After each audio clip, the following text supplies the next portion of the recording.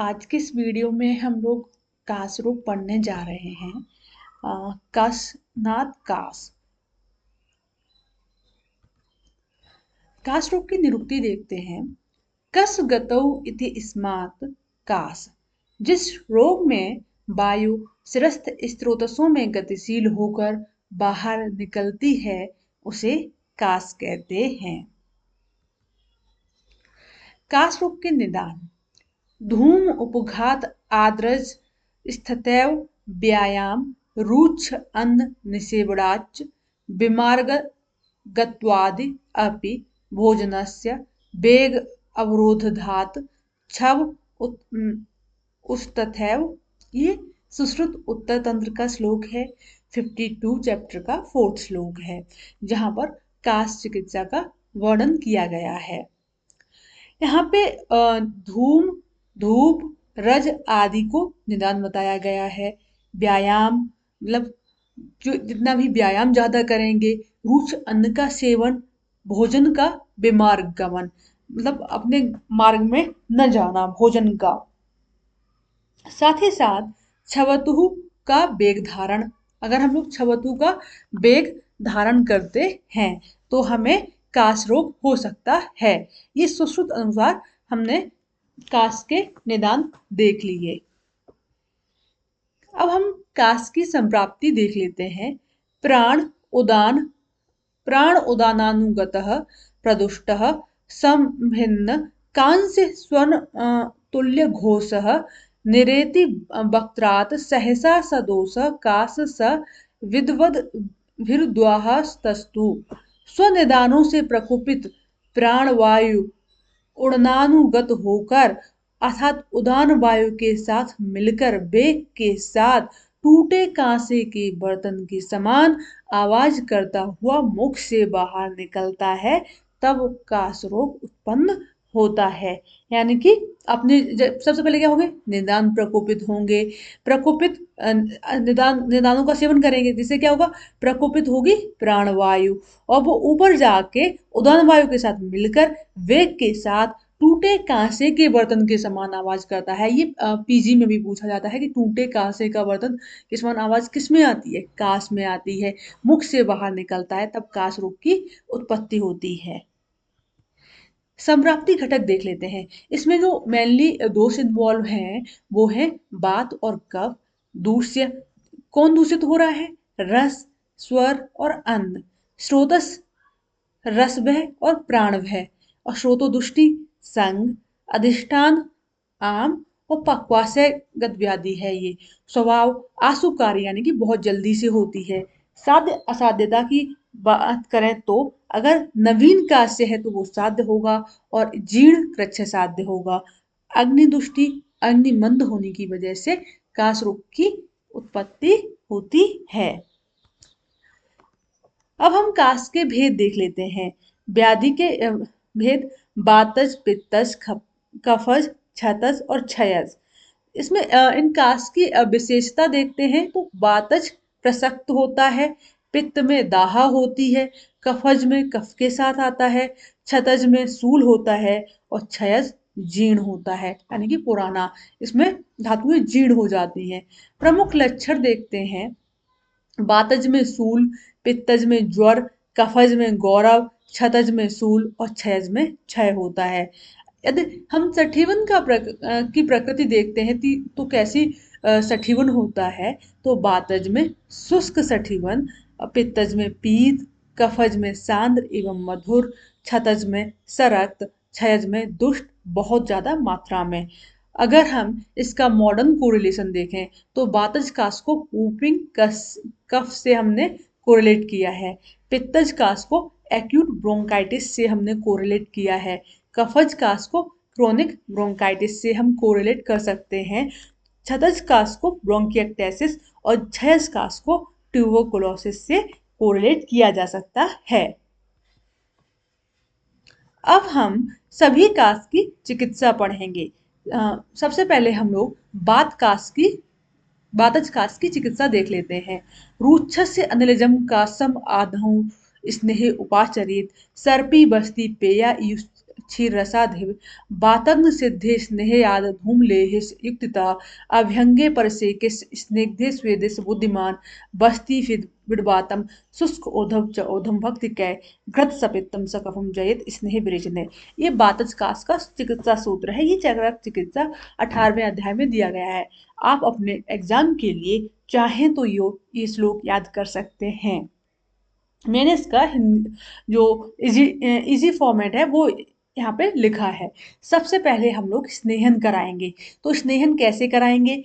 बातसामक द्रव्यों से, सिद्ध घृत से, बस्ती से, पेया से, यूस, क्षीर, मांस रस, धूम, अवले, अभ्यंग, परिसे। तो बातज कास के रोगी को हम सबसे पहले इन औषधियों से स्नेहन कराएंगे। उसके पश्चात हम रोगी को स्वेदन करवाएंगे। अब कुछ अवस्थाएं दी गई हैं। यदि बातजकास में बेबंद की अवस्था भी पाई जाती है तो हम रोगी को अनुवासन बस्ती देंगे। अगर रोगी में अपान वायु विगुण हो गई है तो हम घृतपान करवाएंगे। बातिक कास में अगर पैतिक अनुबंध हो जाता है, अगर बातिक कास में पैतिक अनुबंध हो जाता है तो हम स्नेह योग से विरेचन करवाएंगे। ये जो यहाँ पे जो भी हमने पढ़ा है इस पूरे फ्लो चार्ट में, वो सब कुछ इस श्लोक का ही भावार्थ है। इसको हमने इजी लैंग्वेज में यहाँ पे समझाया है। आप चाहें तो अपने एग्जाम के लिए इसे श्लोक को याद कर लें। अब पित्तज कास की चिकित्सा देखते हैं। पैत्तिके सकफे कासे बमनम सर्पिसाहितम हृत दोष स्थितः शीतम मधुरम चक्रमम भजेद पैत्ते तनुकफे कासे तीव्रताम मधुर युताम दध्याद घन कफे तिक्ते ब्रेकार्थे युताम भिषक स्निग्ध शीत तनुकफे रूक्ष शीत कफे घने क्रम कार्य परम भोज्ये स्नेहलेह सस्यते। चरक चिकित्सा 18वें अध्याय का 83 से लेके 86 श्लोक है ये। तो इसका हम भावार्थ देखते हैं इजी लैंग्वेज में। पैत्तिक कास में कफानुबंध होने पर, अगर पैत्तिक कास है और रोगी को तो उसमें कफानुबंध है उसमें, तो बामक द्रव्यों से सिद्ध घृत देंगे हम, उससे बमन करवाएंगे और उसके बमन के पश्चात हम शीत व मधुर द्रव्यों से युक्त पेया व विलेपी का सेवन करवाएंगे। अगर पैत्तिक कास में कफानुबंध है या फिर कफ पतला है, कफ कम आ रहा है या कफ पतला आ रहा है, तो हम रोगी को विरेचन देंगे और स्निग्ध शीतल आहार रोगी को दे देंगे। यदि कफ गाढ़ा आ रहा है तो तिक्त द्रव्यों से सिद्ध तीव्रत रुच शीतल आहार हम रोगी को खाने के लिए दे देंगे। यदि पैत्तिक कास में हम और भी कुछ औषधियाँ और आहार दे सकते हैं, जैसे चीनी का शरबत, मुनक्के का रस, ईख का रस, गौदुग्ध तथा अन्य शीतल द्रव्यों का अनुपान के रूप में हम रोगी को दे सकते हैं। यहाँ पे हमने पैत्तिक कास की चिकित्सा देख ली है। ये जो श्लोक लिखा है उसी का भावार्थ एक अच्छी समझने योग्य भाषा में यहाँ पे लिखा गया है। अब हम कफज कास देख लेते हैं। कफज कास की चिकित्सा। बलिनम बमनेर आदौ शोधितम कफकाशिनम एवान्ये कटुरुच उष्णे कफनैश्च उपाचरेद। कफज कास में हम सबसे पहले बमन करवाएंगे और कफनाशक जौ एवं कटुरुच उष्ण अन्नपान देंगे। उसके पश्चात धूमपान भी कफज कास में करवाएंगे। छतज कास की चिकित्सा। कासम अत्यायकम मत्वा छतजम त्वरया जयेत मधुर जीवनीयश्च बलमास विवर्धने। तो छतज कास में हम मधुर जीवनीय वर्ग की औषधियां मांसवर्धक द्रव्य देते हैं। वहीं पर क्षयज कास में हम चिकित्सा के रूप में संपूर्ण रूपम क्षयजम दुर्बलस्य विवर्जयेत नवोत्थितम बलवता प्रत्याख्याय आचरित क्रियाम। सभी लक्षणों एवं दुर्बल रोगी में हम चिकित्सा नहीं करेंगे, लेकिन अगर रोगी बलवान है तो हम प्रत्याख्याय कहकर उसकी रोगी की चिकित्सा करेंगे क्षयज कास में। तो हमने सभी कास, जो भी कास के भेद हैं, उनके चिकित्सा देख ली है। अब इसके बाद हम संशमन चिकित्सा देखेंगे, जिससे जो हम रोगी को दे सकते हैं और रोगी तो जल्द से जल्द ठीक हो जाएगा। सबसे पहले हम लोग कल्पना देखते हैं रस, भस्म और पिष्टी। तो हम कास के रोगी को क्या-क्या दे सकते हैं? तो उसमें हम चंद्रामृत रस दे सकते हैं, कासांतक रस दे सकते हैं, अ, पंचामृत रस दे सकते हैं, लक्ष्मी विलास रस दे सकते हैं, प्रवाल भस्म दे सकते हैं, अभ्रक भस्म दे सकते हैं।